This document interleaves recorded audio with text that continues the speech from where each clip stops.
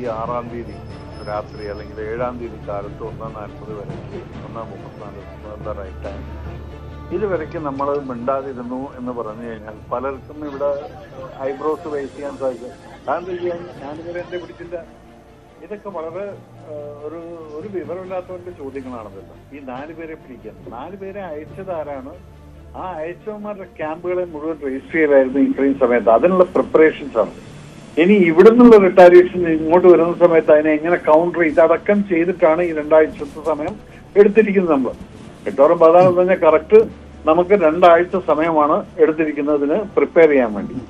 അപ്പൊ ആ പ്രിപ്പറേഷൻ കഴിഞ്ഞ് ഇപ്പൊ എയർ അറ്റാക്ക് നടന്നു. അതിന്റെ കൂട്ടം തന്നെ ഈ സ്ഥലത്ത് നിന്ന് വല്ല റിട്ടാലിയേഷനും വരികയാണെങ്കിൽ ഇതേ സമയം all the artillery units and down ജമ്മുന്ന് താഴത്തേക്കുള്ള പട്ടാൻകോട്, അമൃത്സർ, അതുപോലെ തന്നെ ശ്രീ ഗംഗാനഗർ വരയ്ക്കുള്ള ആമഡ് പോലും സന്നാഹമായിട്ടിരിക്കുകയാണ്. ജമ്മുന്ന് താഴത്തേക്ക് നോക്കിക്കഴിഞ്ഞാൽ പട്ടാൻകോട്ട് സെക്ടറിലും അല്ലെങ്കിൽ അമൃത്സർ ഈ സൈഡിൽ നിന്നെല്ലാം ഗംഗാനഗർ വരയ്ക്കും ഇതും വരയ്ക്കും ആമഡ് ടാങ്ക്സ് അടക്കം റെഡി ആയിട്ടിരിക്കുന്നു. Artillery fully support. അപ്പൊ ഈ ഏരിയയിൽ മുഴുവനുള്ള ലോങ് റേഞ്ച് ഗൺസും അതുപോലെ തന്നെ മിസൈൽ യൂണിറ്റ്സും എല്ലാം സന്നാഹമായിട്ടിരിക്കുമ്പോൾ ഇവന്മാർ എന്തെങ്കിലും കാരണം വെച്ചാൽ അത് ഗുജറാത്മാല അല്ലെങ്കിൽ ഗുജറാത്ത് ഈ ഏരിയയിൽ നിന്ന് അപ്പുറത്തോട്ട് ഇസ്ലാമാബാദൊക്കെ തൊട്ടടുത്ത് തന്നെയാണ് കിടക്കുന്നത്. എന്തെങ്കിലും സംഭവം വന്നു കഴിഞ്ഞാൽ നമ്മൾ അവരുടെ ശരിക്ക് ഹൃദയഭാഗങ്ങളിൽ അടിക്കാൻ പറ്റുന്ന രീതിയിലുള്ള സന്നാഹം ചെയ്തുകൊണ്ടാണ് നമ്മൾ ഈ അറ്റാക്ക് നടത്തിയിരിക്കുന്നത്. അപ്പൊ അവിടെ നിന്ന് എന്തെങ്കിലും റിട്ടാലിയേഷൻ വന്നു കഴിഞ്ഞാൽ അത് പാകിസ്ഥാന്റെ ഒരു സൂയിസൈഡൽ അറ്റാക്ക് ആയിരിക്കും. അല്ലെങ്കിൽ നിങ്ങളൊന്ന് ആലോചിച്ച് നോക്കൂ, ഇപ്പൊ മുൾത്താൻ സെക്ടർ എന്ന് പറയുന്ന മിലിറ്ററി ഏരിയ, ഹെവി ആയിട്ടുള്ള മിലിറ്ററി സെക്ടർ ആണത്. അവിടേക്ക് കയറിയിട്ടാണ് അടിച്ചിരിക്കുന്നത് ബാൽപൂരിൽ. ആ ബാൽപൂരിൽ അടിച്ചിട്ടുണ്ടെങ്കിൽ മക്കളെ അവിടുന്ന് എന്തെങ്കിലും മൂവ്മെന്റ് വരികയാണെങ്കിൽ ഞങ്ങൾ വെറുതെ വിടില്ല എന്നുള്ള വാണിങ്ങോട് കൂടിയിട്ട് കറക്റ്റ് പ്ലാനിങ്ങിൽ അടിച്ചിരിക്കുന്നു. എന്തുകൊണ്ടെന്നാൽ അങ്ങനെ നോക്കിയാൽ സിയാച്ചിന്റെ പിന്നെ ഈ ദ്രാസിന്റെയോ അല്ലെങ്കിൽ അപ്പുറത്തുള്ള ഈ ഏരിയയിലൊന്നും തൊട്ടിട്ടില്ല. കാരണം അവിടെ നമുക്ക് തൊട്ടേണ്ട ആവശ്യമില്ല.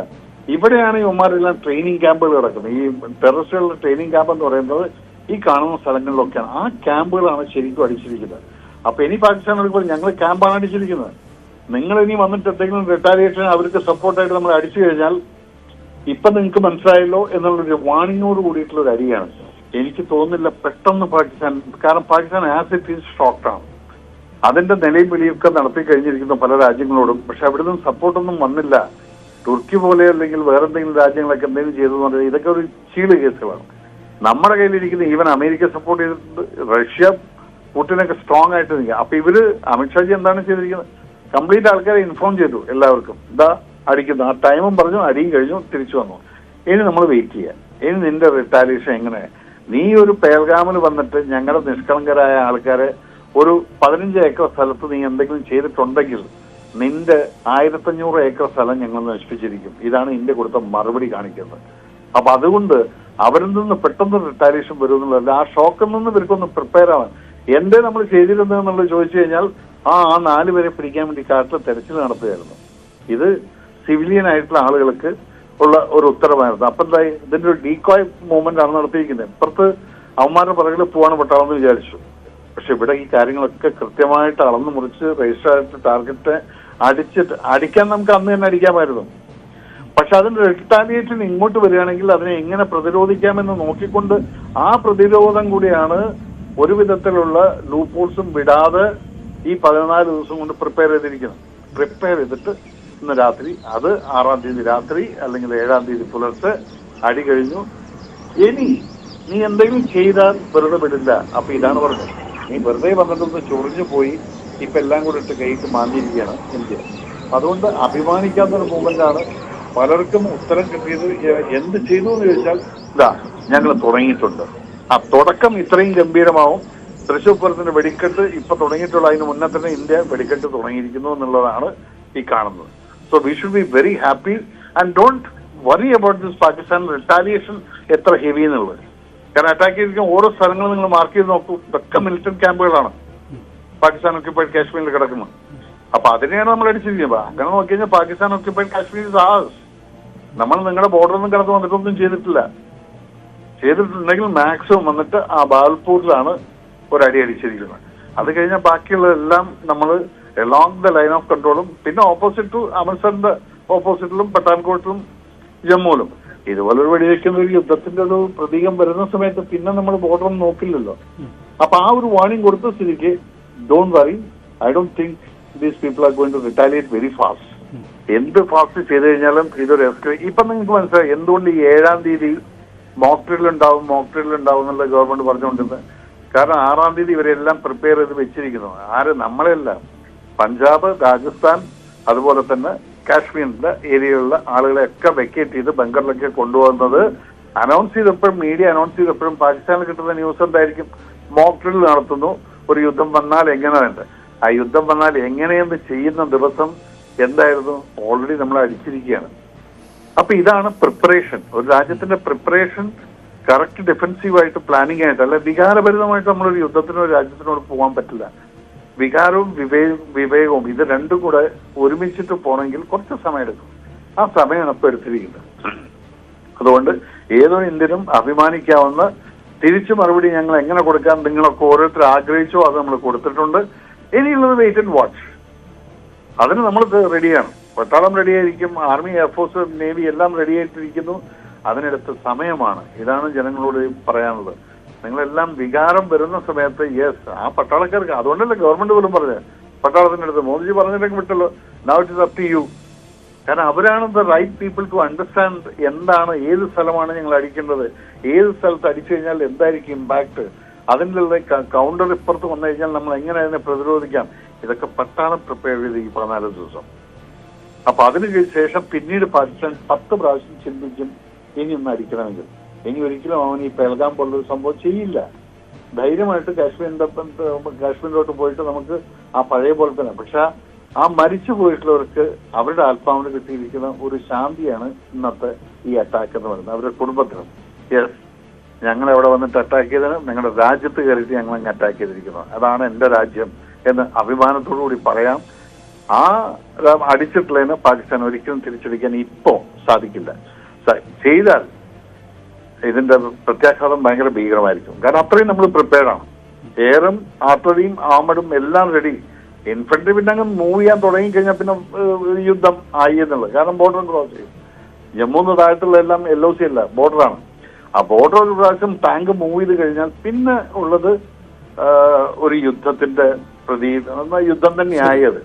പക്ഷെ അതില്ലാതെ നമ്മൾ ഇവിടെ തന്നെ ഇരിക്കാന്ന് പറഞ്ഞു കഴിഞ്ഞാൽ അതിന് പാകിസ്ഥാൻ ചിന്തിക്കണം, ഇനി ഞങ്ങൾക്ക് എന്ത് വേണമെന്നുള്ളത്. നിങ്ങൾക്ക് പാകിസ്ഥാൻ വേണോ അതോ ഇതിന് നിങ്ങൾ പ്രതികാരം വീട്ടുമെന്ന് പറഞ്ഞാൽ 2 വെടിയും കൊണ്ട് വെക്കണം എന്നുള്ളതാണോ? പക്ഷെ ആ 2 വെടി ഇവിടെ വന്നു കഴിഞ്ഞാൽ 200 വെടി അങ്ങോട്ട് വരും എന്നുള്ള റെഡി, ആ ഒരു പൊസിഷനാണ് ഇന്ത്യ ഇരിക്കുന്നത് എന്നുള്ളവർ മനസ്സിലാക്കിക്കൊണ്ടിരിക്കണം. ഒരു കാര്യം കൂടി, ഈ പാകിസ്ഥാനെ സംബന്ധിച്ച് തിരിച്ചടിയുമായി ബന്ധപ്പെട്ട് അവർ നേരിടുന്ന ഒരു രാഷ്ട്രീയ സമ്മർദ്ദം ചെറുതായിരിക്കുമല്ലോ. കാരണം അവിടെ നമ്മൾ പലപ്പോഴും സൈനിക ഭരണം കണ്ട സ്ഥലമാണ്. അതുകൊണ്ട് ആർമി ഒരുപക്ഷെ അവിടുത്തെ ഭരണ നേതൃത്വത്തെ മറികടക്കാനുള്ള സാധ്യത, അവിടെ ഒരു ഭരണ അസ്ഥിരത രൂപപ്പെടാനുള്ള സാധ്യത മുന്നിൽ കാണാൻ കഴിയുന്നു. എക്സാക്ട്ലി ഈ കാര്യം ഞാൻ 2 ദിവസം മുന്നേ ഇതെല്ലാം ഡിസ്കഷൻ വന്നപ്പോൾ ഞാൻ പറഞ്ഞിട്ടുണ്ട്. അവിടെ നമ്മൾ ഇന്ത്യ എന്താണ് ആദ്യം ചെയ്തത്? അവിടുത്തെ സിവിലിയൻസിനെ ശ്വാസം മുട്ടിക്കാൻ തുടങ്ങി. അവരെ ആരെയും ബ്ലഡ് ഷെഡ് ഒന്നുമില്ല. കാരണം അവൻ ഫ്രസ്ട്രേറ്റഡ് ആവണം. എനിക്ക് എന്റെ കുട്ടികൾക്ക് മരുന്ന് വാങ്ങിക്കാൻ പറ്റുന്നില്ല, കിട്ടുന്നില്ല സാധനം, എനിക്ക് വെള്ളം പ്രോപ്പറായിട്ട് കിട്ടുന്നില്ല, എന്റെ റേഷൻ, അരി, ഇതെല്ലാം അരിക്കെന്തായി വില 500 രൂപയായി ഈ ഒരാഴ്ച കൊണ്ട്. ഇത് വരുന്ന സമയത്ത് ഇവന്റെ എല്ലാം ഫ്രസ്ട്രേഷൻ ഇന്ത്യക്കാരോടാവില്ല.